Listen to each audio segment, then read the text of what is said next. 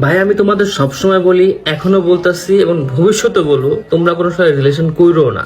আর যদি রিলেশনে জড়ায় গেছো, কিছু করার নাই, তাহলে ভাই তোমার রিলেশনের খবর বা তোমার যে গার্লফ্রেন্ড ওর সাথে তোমার বেস্ট ফ্রেন্ডের পরিচয় করা দিও না। কেন আমি কথাটা বললাম, এটা যদি মানে এটা যদি শুনতে চাও, এটা বুঝতে চাও, তাহলে আমার স্টোরিটা শুনো।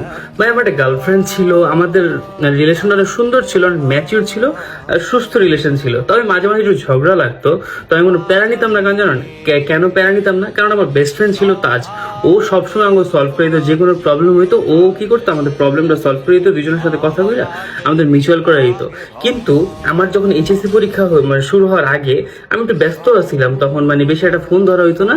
আমার ওই দিন আমার গার্লফ্রেন্ড একটু বেশি মেসেজ দিছিল, তো আমি সিন করতে না পারো, আমার তো অনেক রাগ করছে। তখন আমার বন্ধু তাজে জানাই, দোস্ত দেখ তো, ও বলতো, ও আবার আমার গার্লফ্রেন্ডের কথা বললে আমার বলতেছে, দোস্ত দেখ কয়েকদিন পর পর তো তোর সাথে ঝগড়া লাগে, তো বিষয়টা তো খারাপ দেখা যায়।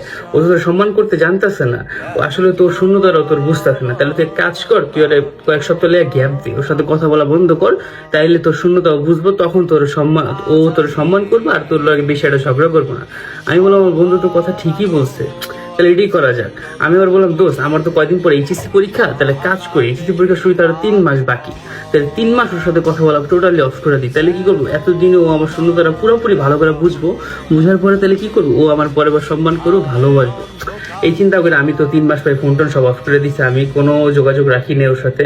তারপর আমি সব ফোন টোন অফ করে পরীক্ষার পরে আমি মানে আমার আইডিটা লগ ইন করছি। আইডিটা লগ ইন করার পর দেখি ভাই আমার বন্ধুর আইডিও সাদা হয়ে দিচ্ছে, আমার গার্লফ্রেন্ড আইডিও সাদা হয়ে দিচ্ছে। আমার ব্লক করলো না কি করলো কিছু বুঝতেছি না। পরে আমার টেনশন লাগতেছে, আমার বন্ধু গেল কই। ওরা আমি ভাই 1 মাস 2 মাস 3 মাস 4 মাস 5 মাস 6 মাস হয়ে গেছে, আমার বন্ধুর কোনো খোঁজ খবর নেই, আমার গার্লফ্রেন্ডেরও কোনো খোঁজ খবর নেই। পরে ভাই কি করছে, আমার বাসায় গেছে, আমার বন্ধুর বাসায় গেছে। যাওয়ার পরে ওর আমুর তো শুনতে পারে ও নাকি বিদেশ চলে গেছে। এখন ও অনেক আগে ইতালি চলে ট্রাই করতেছিল, কারণ বিদেশ গেছে না বই লাগেছে, একটু খারাপ লাগছে। তবে বন্ধু তো বিদেশ যেতে পারছে, অনেক খুশি লাগতেছে। পরে আন্টি বলে একটু ঘরে বসো, আমি ভাই ঘরে গিয়ে বইছি, তখন ভাই ঘটলো কাহিনী। আমি ঘরে গিয়ে দেখি ভাই আমার আমার গার্লফ্রেন্ডে ওর বাসায়। আমি করলাম, তুমি দিয়ে কি করো? তখন আন্টি বললো, এটা ওরা ছিল না, ও তো তোমার বন্ধুর বউ, তাজের বউ, ও তোমার ভাবি লাগে। এখন ভাই আমার তো ভাই পায়ের নিচে কোনো মাটি নেই। কথা শোনার পর আমার তো খারাপ লাগতেছে, এটা কামড়া করলো কি আমার বন্ধু, তাইলে আমি কি করবো বুঝতেছি না। পরে আন্টি বলতেছে, তোমার মন খারাপ হয়ে গেল কেন বাবা? ও বলছে তোমার দাওয়াত দেয়নি, এত সমস্যা নেই তোমার, ওর তো কয়দিন পর ভাতিজা হইব, তোমার তো কয়দিন পর ভাতিজা বা ভাতিজি হইব, তোমার ভাবি তো প্রেগনেন্ট, তাহলে ভাতিজা ভাতিজি হইব, তুমি কিন্তু থাইকো, তুমি এখন কিন্তু আমার পোলা বিদেশ গেছে, তুমি আমার পোলা, তুমি ছাড়া কিন্তু কেউ নাই, ডেলিভারি দিন থাকবা, সব দায়িত্ব তোমার। আর ও যখন বিদেশ থাকবে অনুষ্ঠান করবো, তখন তোমার দাওয়াত দিব না। কামড়া করলো কি, বিয়েটাও করে গেছে, কামড়াও গটায় গেছে। আজ আমি